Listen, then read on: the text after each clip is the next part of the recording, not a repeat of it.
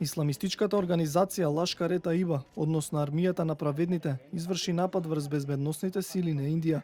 Двајца милитанти отвориле оган врз армискиот автобус, додека тој се движел по автопат во северната сојузна држава Џаму и Кашмир, во близина на градот Сринагар. 8 लोगों का शहीद हुआ है। 8 припадници на безбедносните сили се убиени, 17 се повредени, а 5 се критично ранети.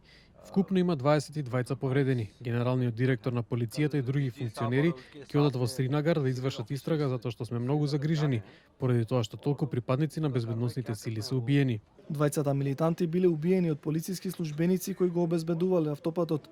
Според индиските безбедносни сили, тие биле пакистанци, а покрај нивните тела биле пронајдени автоматски пушки Калашников.